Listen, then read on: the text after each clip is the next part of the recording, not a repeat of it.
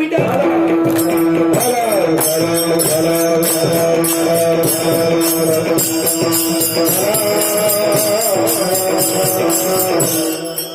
राजा होता एक राजा. राजा शिकारीसाठी जंगलामध्ये गेला. जंगलामध्ये राजा फिरतोय.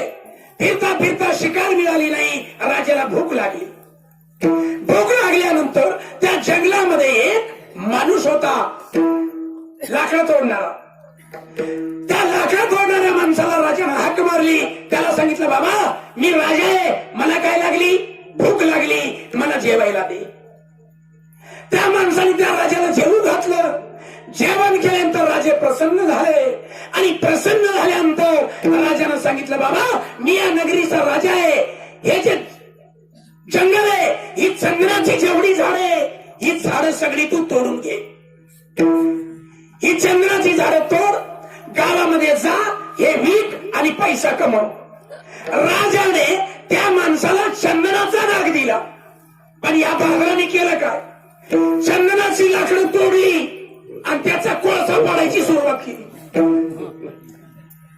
अख्खा उन्हाळा गेला, सगळं डाग संपला, ते चंदनाची झाड सगळी संपली. आला जून महिना, एक भट्टी लावली, तेवढीच भट्टी राहिली. पाऊस आला आणि ती लाकडं चंदनाची काय झाली, ओली झाली. कोळसा पडला नाही. मग यांनी केलं काय, ती चंदनाची लाकडं मोळी बांधली गावामध्ये आला. आता चंदनाचा लाकडाचा सुगंध आला. गिराईकाची उडी पडली, ती मोळी संपली. आणखीन दुसरी मोळी आली, ती संपली. तिसरी मोळी आणली, सगळी लाकडं संपली. आणि राहिलेल्या माणसानं सांगितलं, बाबा आणखीन हे चंदनाची लाकडं आहेत का. ते बोलले, एकच भट्टी होती, ती संपली.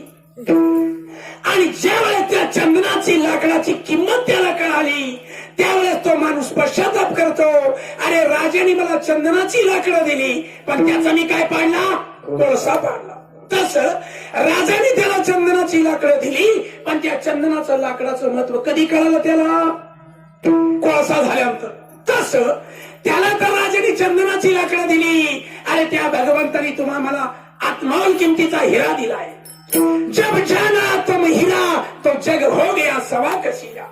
म्हणून तुम्हा मला मिळालेला जो नरदय, याची किंमत तुम्हा मना कळत नाही, ती संतांना कळाली. म्हणून संत सांगतात, बाबांनो न मिळणारा नरदय मिळाला, याचा नाश करू नका. मागे झालं ते पाहू नका, पुढे जामीन आहे तुका. मागे काय केले हे नका पाहू. राहिलेलं जे आयुष्य, या आयुष्याचं सोनं कसं होईल याचा विचार करा. विठाल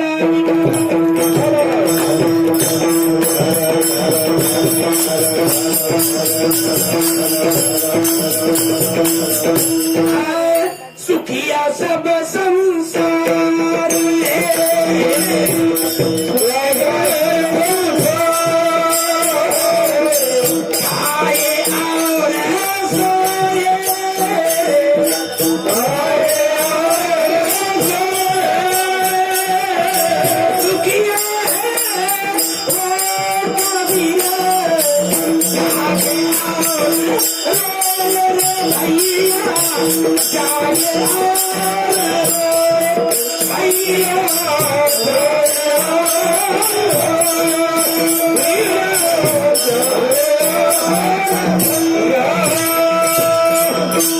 सुखिया सब संसार है, खाए और सोए, दुखिया है कबीर जागे और रोए.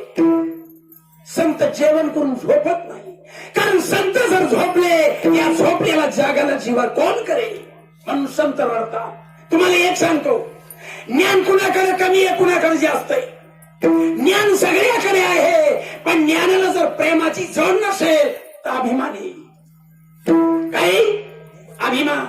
म्हणून नदी मोठी आहे, पण त्या नदीमध्ये पाण्याची धार नसेल तर राहणार नाही. म्हणून ज्ञान कमी असू द्या, पण त्याला प्रेमाची जोड पाहिजे. म्हणून साधू संताचं प्रेम होतं, आणि प्रेम होतं म्हणून जीवाला सांगितलं, बाबा न मिळणारा नरदे तुला मिळालाय, याचा नाश करू नको. आणि जगद्गुरु तुकाराम महाराजांनी उपदेश केला, त्यांच्या उपदेशाने कितीतरी लोकांचा उद्धार झाला.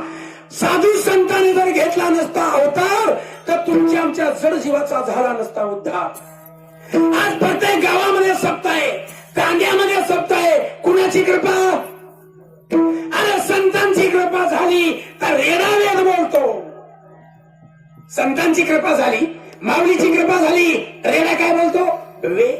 संतांची कृपा झाली तर रेडा बोलतो आणि साधू संतांची कृपा झाली म्हणून हा वेडा तुमच्या समोर बोलतो। म्हणून टूटे फूटे भाग्य को संत देते है जो, संत बिचारे क्या करे हमी लेते मुखमोड। म्हणून तुकाराम महाराजासारखे संत, जगद्गुरु संत सेवालाल महाराजासारखे संत, ज्याचा लागत नाही अंत त्याला म्हणतात संत विठाला।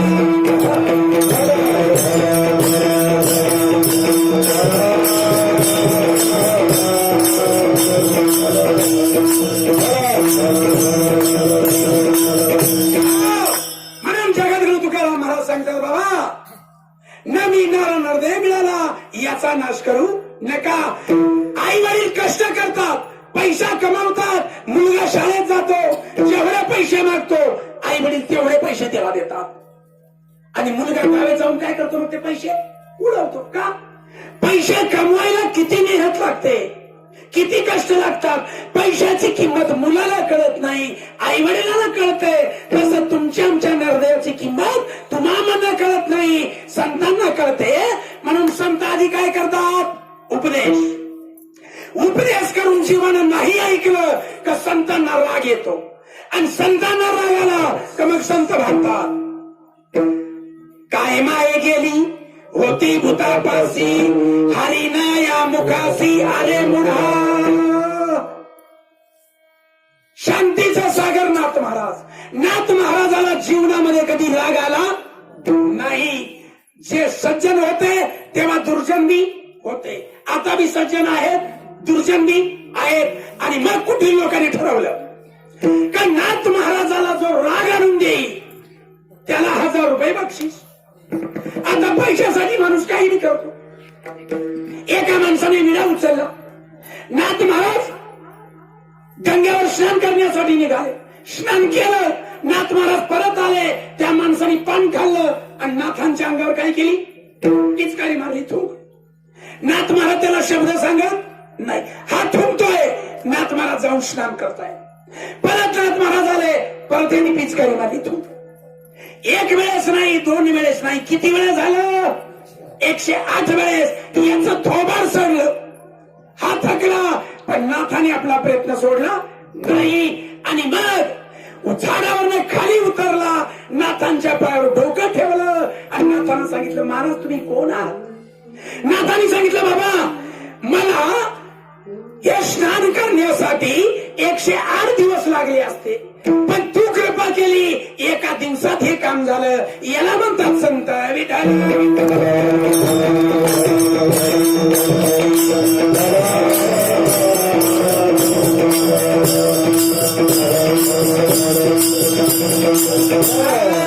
नाथा घरी देव राहतो, आवडीने पाणी राहतो, नाथा घरी देव राहतो, आवडीने पाणी राहतो, नाथा घरी देव राहतो,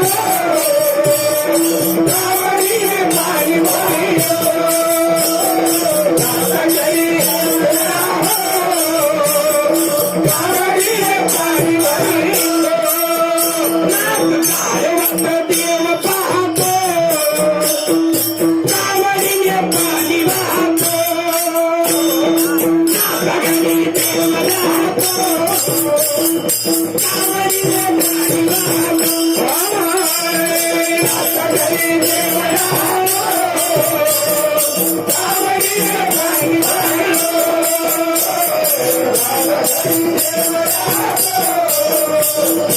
आवडीने पाणी वाहतो, नाथाच्या कीर्तनात येत गोदावरी, नसती नाथांची निंदा करी, निंदा करी, निवांत राहतो, आवडीने पाणी वाहतो, नाथाकडे देव राहतो कावडी पाणी नाथाकडे देव राहतो कावडी पाणी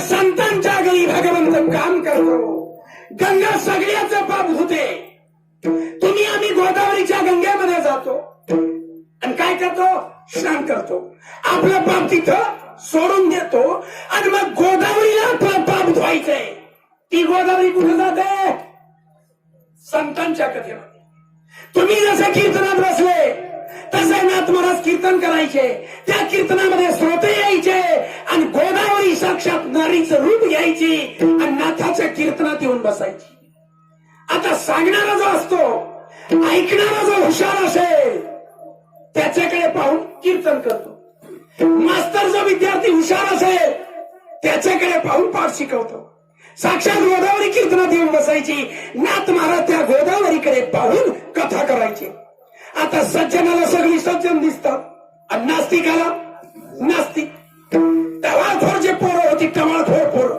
नास्तिक टपोरी त्यांनी पाहिलं आणि त्यांच्या मनामध्ये आलं नाथ महाराज कुणाकडेच पाहत नाही या बाईकडे पाहतात नाथ महाराजांचं या बाईचं काहीतरी आहे नाथांची कथा संपली सगळे लोक उठून गेले साक्षात गोदावरी उठली आणि गंगेमध्ये जाण्यासाठी निघाली ती गोदावरी पुढे चालले आणि नास्तिक त्याच्या मागे मागे चालले जे नाही बघायचं ते बघत राहिले हत्ती चलताय और कुत्ता गोदावरीचं त्याच्या मनावर काही असर नाही चालत चालत चालत गंगेमध्ये गेली आणि गंगेमध्ये जाऊन ज्यावेळेस बुडाली त्यावेळेस यांना इंडिकेटर लागले ही बाई आता गंगेमध्ये जाऊन बुडाली मरण पावली हे कुणावर येईल आपल्यावर आता आपल्यावर येईल घाला नाथावर गावात खूप विचार नाथ महाराजाने असा काही शब्द सांगितला त्या बाई गंगेमध्ये गेली आत्महत्या केली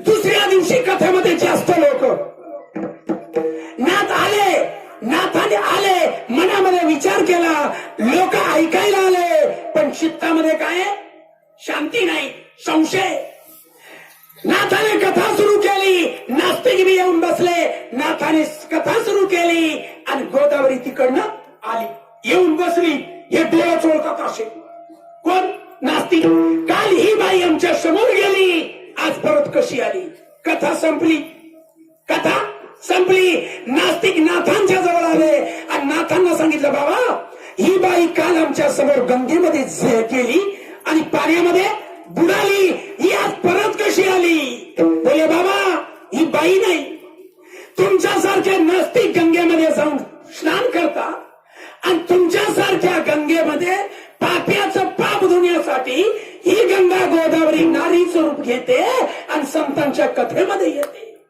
नास्तिकांना पश्चाताप झाला ढसा ढसा रडायला लागले आणि नाथांना सांगितलं बाबा नाथ महाराज आमचा उद्धार करा संताजवळ तुम्ही भावाने जा कुभावाने जा तुमचं कल्याण झाल्याशिवाय राहणार नाही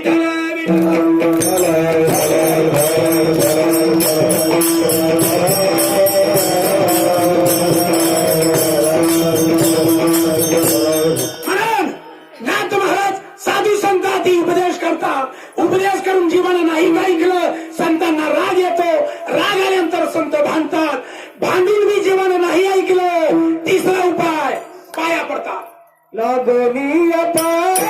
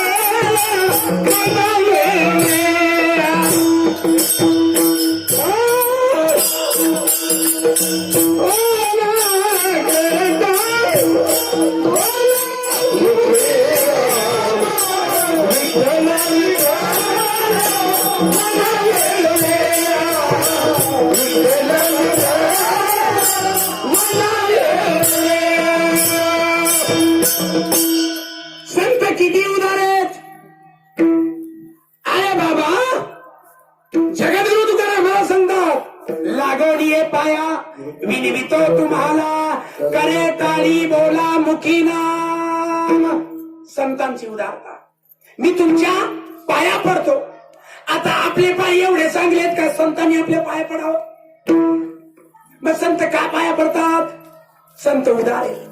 संत उदार उदार भरले अनंत. अरे देवाने जन्म दिला, काही खा, काही प्या, काही करा आणि मला देवाला घेणं देणं नाही. पण संत म्हणतात बाबा, जे करायचं ते करा, जे खायचं ते खा, जे प्यायचं ते प्या, परमार्थ करा आणि हा भावसागर करा. विठ्ठल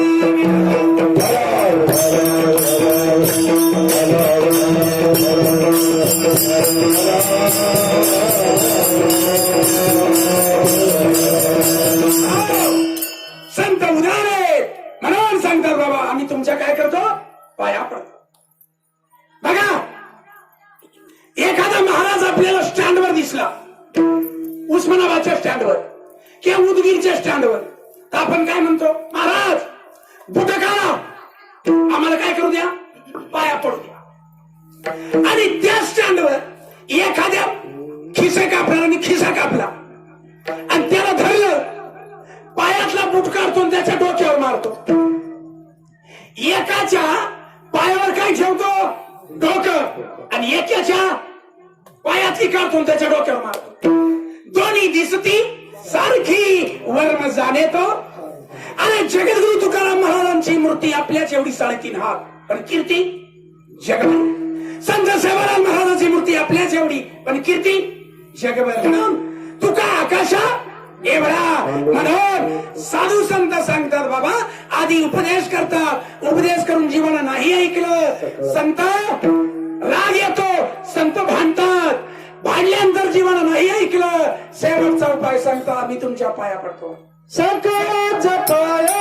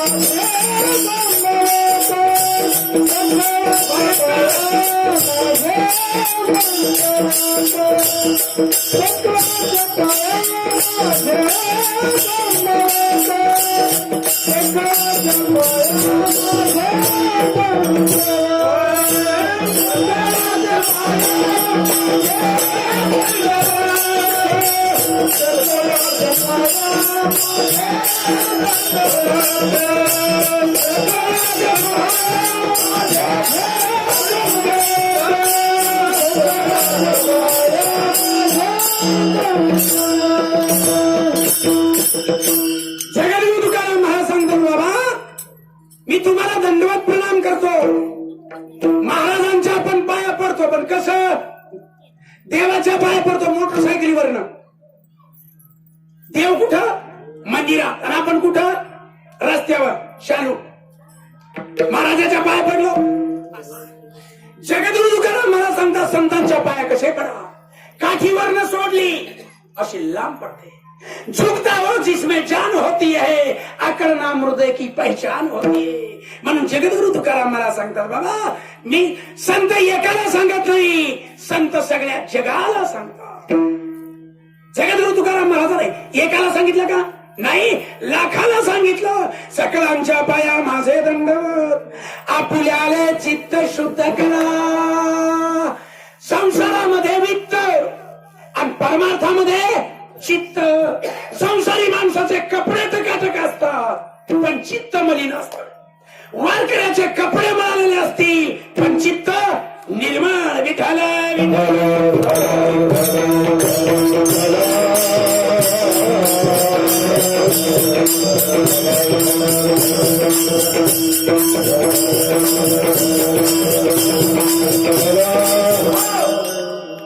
तनाची शुद्धी करायची, त्याच्यासाठी खून सापण आहे, लक्ष आहे, लाईफ आहे, रेक्शन आहे. तनाची शुद्धी करण्यासाठी साबण आहे, पण मनाची शुद्धी करायची याच्यासाठी साबण म्हणजे भगवंताचं नाव. कुठलाही संत असो, माझं नाव घ्या नाही सांगत संत, मी कुणाचं घेतोय? देवाचं. आणि त्या देवाचं नाव तुम्ही घ्या. तुमचं काम मी करणार नाही आणि माझं काम तुम्ही करणार नाही. भगवंत कुणाचं काम करतो? जो भक्त घेतो त्याचं नाम, भगवंत करतो त्याचं काम. म्हणून आणि नाम घ्यायला काय लागतं भाऊ? बाजो रे भैया राम गोविंद हरी, बाजो रे भैया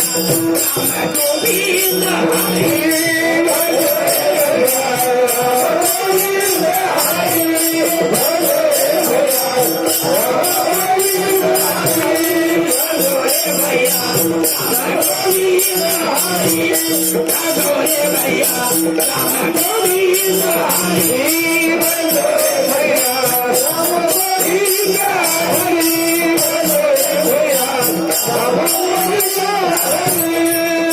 संतती संपत्ती सुखाच्या कारण, संतती संपत्ती सुखाच्या कारण, संतती संपत्ती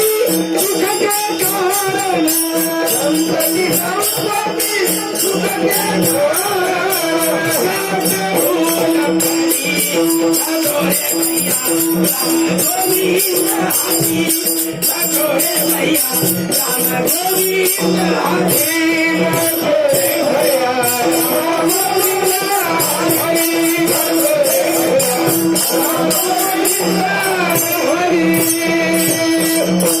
या जीवाकडून ज्या भगवंताचं भजन होत नाही त्याला कारण संपत्ती आणि संतती. एक श्रीमंत माणूस पैशावाला आणि एक महाराज. पैशावाल्याला वाटायचं सगळं काही पैसा आहे, दारूची नशा उतरते पण धनाची उतरत. तो म्हणतो सगळं गाव विकत घेईन, एवढा पैसा. धनाची नशा. श्रीमंत म्हणतो पैसा मोठा आणि महाराज सांगतात बाबा भगवंत मोठा. पैशावाला मागे येत नाही. दोघे गेले राजाजवळ. राजाने सांगितलं तुमची काय भानगड आहे बाबा? पैशावाला म्हणतो पैसा मोठा आणि भगवंत सांगतो, महाराज म्हणतो भगवंत मोठा. राजाने सांगितलं उद्या काय कर, या दोघांना फाशी देऊन टाक. ना रहेगा बास ना बजेगी बासरी. रात्री दोन्ही परत आले. आता महाराजाला चिंता नाही का? महाराज चिंतन करतोय. पैशावाल्याला लागली चिंता, कुठे लावू वशिला? सगळ्याजवळ वशिला चालतो पण देवाजवळ वशिला चालत. मग महाराज बसले डोळे झाकून चिंतन करत. पैशावाला आला, महाराजाला सांगितलं महाराज उद्या तुम्ही माझी फाशी वाचवा. महाराजांना सांगितलं माझं जर ऐकशील तर तुझी फाशी वाचेल. पैशावाल्यानं सांगितलं बाबा याचं ऐकावं लागेल, जर नाही ऐकलं उद्या राजा फाशी देईल, मरून जावं लागेल. बोले उद्या दिवस निघणार आणि राजानं सांगितलं दोघांना फाशी द्यायची. ज्यावेळेस मला फाशी द्यायला घेऊन जाती त्यावेळेस तू सांगायचं महाराजाला सोडा आणि मला फाशी द्या. याला लागले ये निकेत. पण हा म्हणतो माझं ऐकलं तर फाशी वाचवी. गेली देरी. दिवस निघाला. महाराजाला ज्यावेळेस फाशी घ्यायला घेऊन गेले त्यावेळेस यांनी सांगितलं महाराजाला राहू द्या आणि मला फाशी द्या. महाराजाला सोडलं, याला घेऊन गेलं फाशी द्यायला. ज्यावेळेस याला फाशी द्यायला नेतात त्यावेळेस महाराजांना सांगितलं, या पैशावाल्याला सोडा आणि मला फाशी द्या. त्या शिपायानं विचार केला, सगळ्यात प्रिय माणसाला काय जीव, आणि असा जीव एका पुढे एक द्यायला तयार आहे, भानगड काय? शिपायाने त्यांना विचारलं, काही येड्यांनो, सगळ्यात प्रिय माणसाला जीव आहे आणि हा जीव तुम्ही एका पुढे एक द्यायला तयार झाले, भानगड काय? बोले शिपायाला सांगितलं, भानगड अशी आहे, जो आधी फाशीवर जाणार तो परत येणार आणि तुझ्या राजाच्या गादीवर बसणार. याने जाऊन राजाला सांगितलं, राजन, आजपर्यंत लई लोकांना फाशा दिल्या पण असे गिराईक भेटले नाही. याला घेऊन जातो, तो म्हणतो याला सोडून मला दे, याला नेलं का म्हणतो याला सोडून मला दे. बोले भानगड काय? त्या दोघांनी सांगितलं, महाराज, आधी जो फासावर जाणार तो परत येणार आणि तुझ्या गादीवर बसणार. राजानं सांगितलं, या दोघाला सोडा आणि मला फाशी द्या. विठ्ठल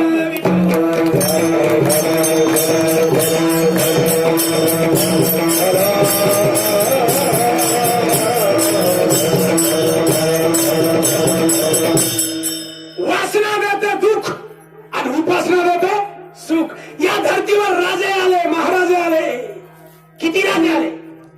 राजे यायचे, ती शैनाई वाजायची, राजे महाराजे अन्नदाता पधार रहे हैं, उनकी कब्रस्तान पे देखो अभी क्या है. एक दृष्टांत थोड़ा मला, गोपीचंद राजा 1600 शैली और 1200 राणी. राजे सांजीचा पाठ स्नान करायला आणि सगळ्या राण्या तिथं जमले. राजा गोपीचंद चांदीच्या पाटावर बसले, हास्य क्रोध विनोद चाललाय. मैनावंती आईनं माडीवर पाहिलं आणि पाहिल्यानंतर नेत्रामधनं अश्रूंच्या धारा लागल्या आणि ते नेत्रातलं जे पाणी होतं ते गोपीचंद राजाच्या पाठीवर पडलं. गोपीचंद राजानं वर पाहिलं, आकाशात ढग नाही. हे पाणी आलं कुठून? वर पाहिलं, आईच्या नेत्रात अश्रू. गोपीचंद्राचे उठले, आई जवळ गेले, आईला जाऊन सांगितलं, आई, तू राजाची आई आहेस, तुझ्याकडे कोणी वाईट नजरेनं पाहिलं असेल त्याचे डोळे काढून घेतो, तुला कोणी बोर दाखवला असेल त्याचा हात कापून घेतो. आईने सांगितलं, राजा, अरे कुणाची टप्पर आहे माझ्याकडे वाईट नजरेनं पाहिजे, कुणाची टप्पर आहे मला बोर दाखवण्याची? गोपीचंद राजानं सांगितलं, आई, तुला कोणी वाईट नजरेनं पाहिलं नाही, तुला कोणी बोट दाखवलं नाही, मग तुझ्या नेत्रात अश्रू का आले? याचं कारण मला सांग. आणि मग आईने सांगितलं, राजा, तुझं जे शरीर आहे याची एक दिवस राख होऊन जाईल, याची आठवण मला आली म्हणून माझ्या नेत्रात अश्रू आले.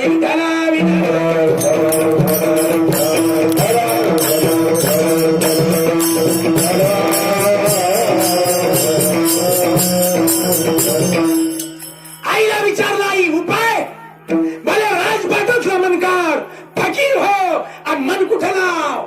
मन लागो मेरा या फकीरी में, मन लागो मेरा या फकीर हो, मन लागो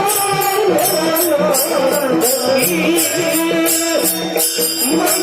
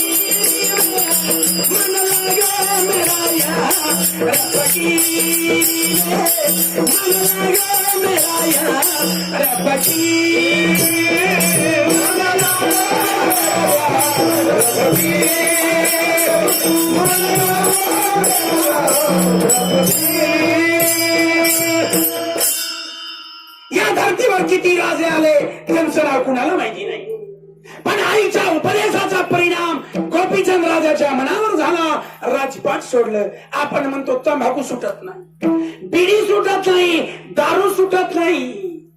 टपरीवर तुम्ही जाता का? टपरी तुमच्या जवळ येते. कसं होतं? मला दृष्टांत आठवला.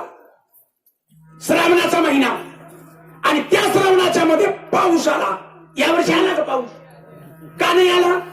राम के युग में एक ही था रावण, करके बरसता था हम लोगों पे सावन. अब कलयुग में घर घर में हो गए रावण, करके रूठ गया है हम लोगों पे सावन. सज्जनाचा सुकाळ आणि माणसाचा सुकाळ आहे, पण सज्जनाचा दुष्काळ. आणि मग झालं काय?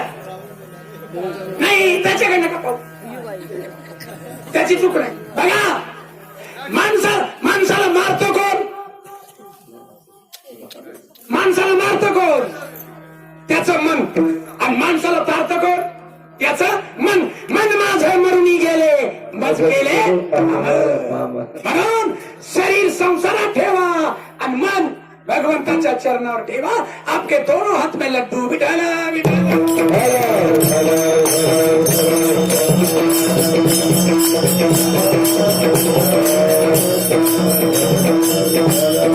जगद्गुरु तुकाराम मला सांगतात, न मिळणारा नरदय मिळाला. मी तुमच्या पाया पडतो, सकलांच्या पाया माझे दंडवत.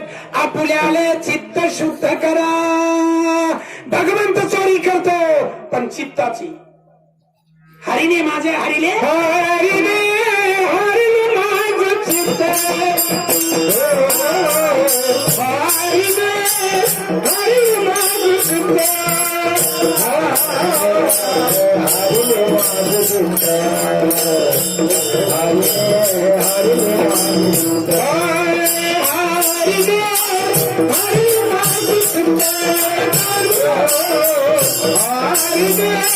हरिले माझे चित्त. हरिले हरिले माझे चित्त.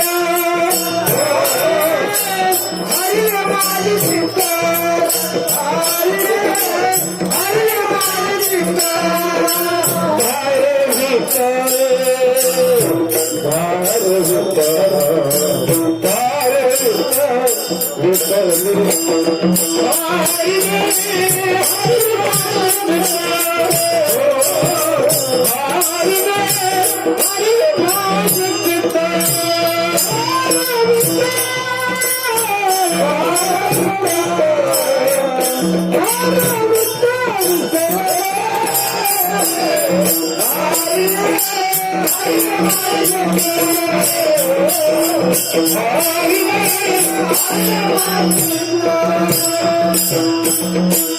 हरिले माझे हरिले चित्त. आणि चित्त शुद्ध झालं.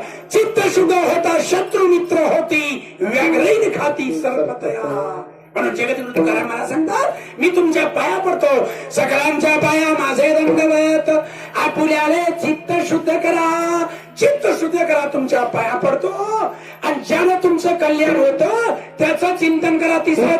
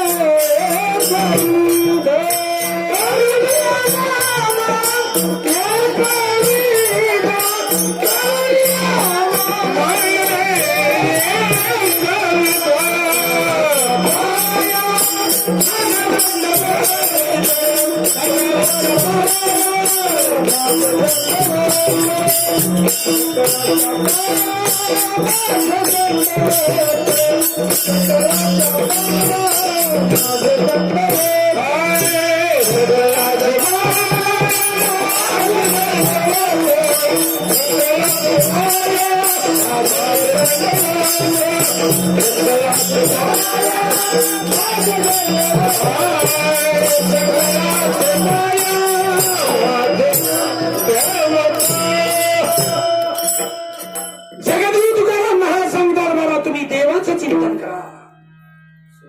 चिंता जिवंत माणसाला चालते. चिंता काय करते? जिवंत माणसाला चालते आणि चिता मेलेल्या माणसाला चालते. चिंता आणि चिता काय फरक आहे? फक्त अनुस्वार. म्हणून चिंता करू नका, चिंतन करा. आणि चिंतन केल्यानंतर काय होतं? तुम्ही जर केलं चिंतन तर तुमच्या मनाचं होईल म्हणतात विठाला विठाला.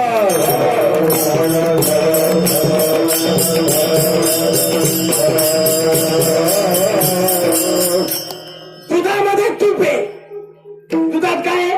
तूप. मग गाईचं दूध काढलं, तांब्या हातामध्ये घेतला आणि त्या दुधाकडे आपण पाहत राहिलो. त्या दुधात तूप दिसतं का? मग दिसत नाही म्हणून नाही का? आहे.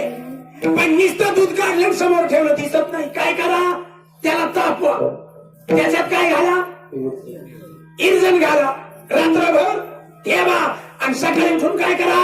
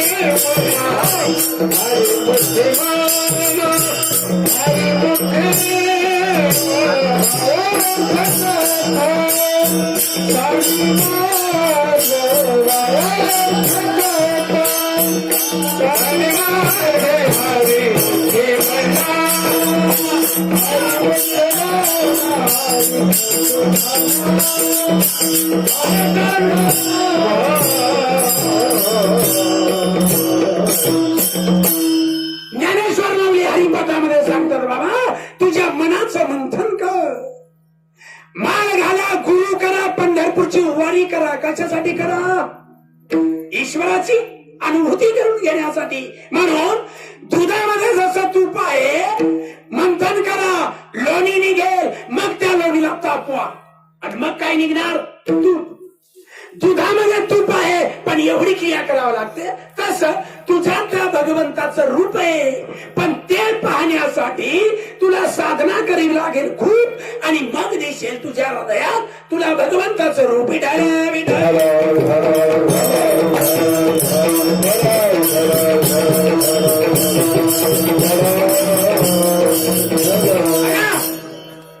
आरसा आपल्याला दाखवतो रूप.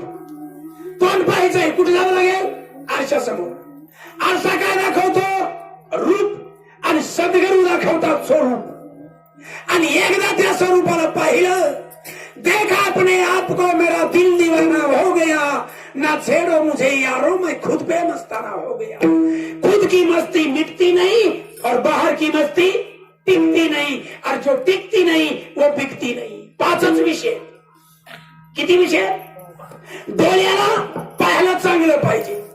आजपर्यंत काय नाही पाहिलं, सगळं पाहिलं पण सुख मिळालं नाही का? ज्याला पाहिजे त्याला पाहिलं नाही.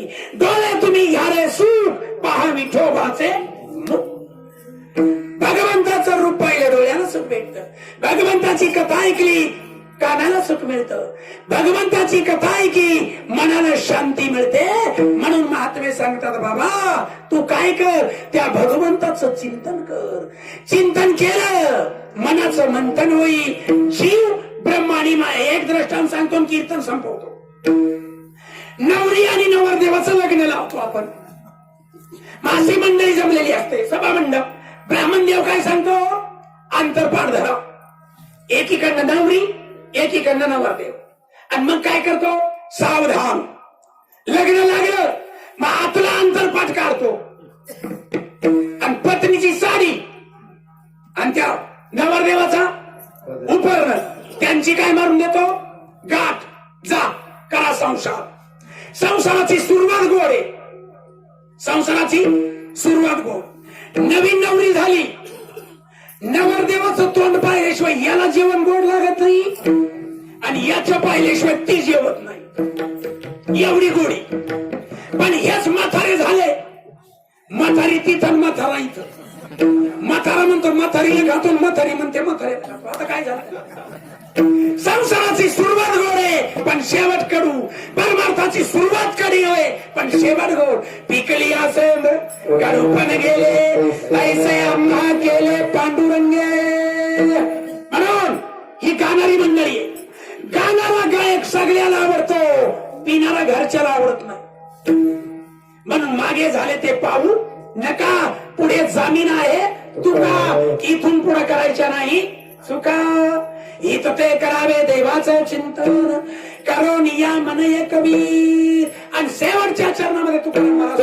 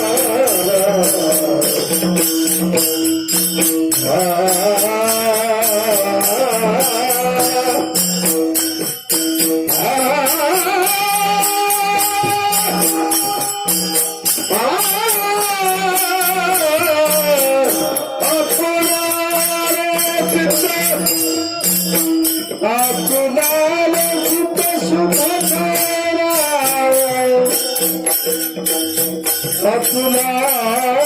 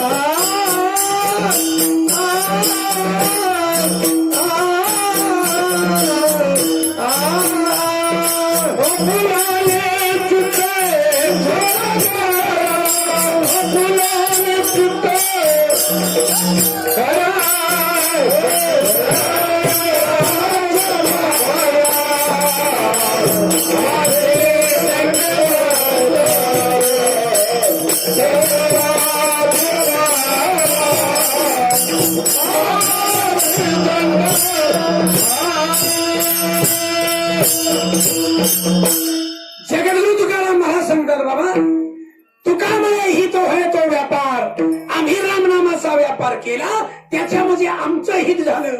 संसारातला जो व्यापार आहे त्याच्यात नफा बी आहे आणि तोटा.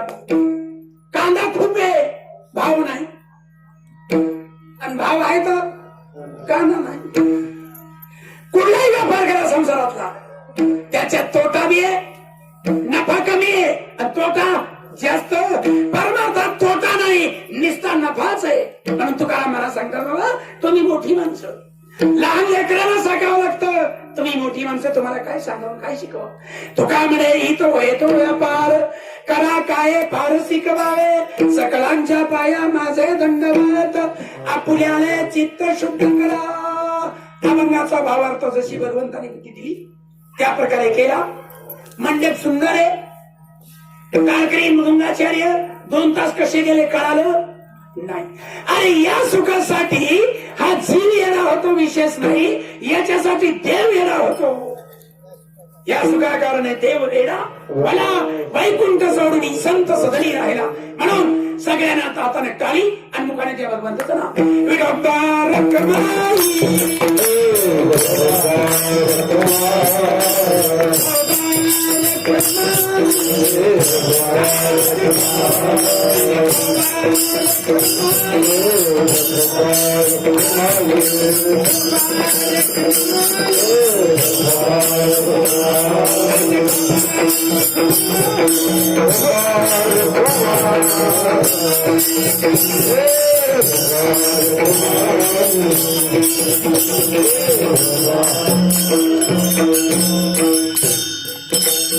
ज्या साधू संतांच्या कृपेने तुम्हाला मला भक्तीचं भोजन मिळतं, त्या संतांचं एक परिस्पराने भजन करू. ज्ञानेश्वर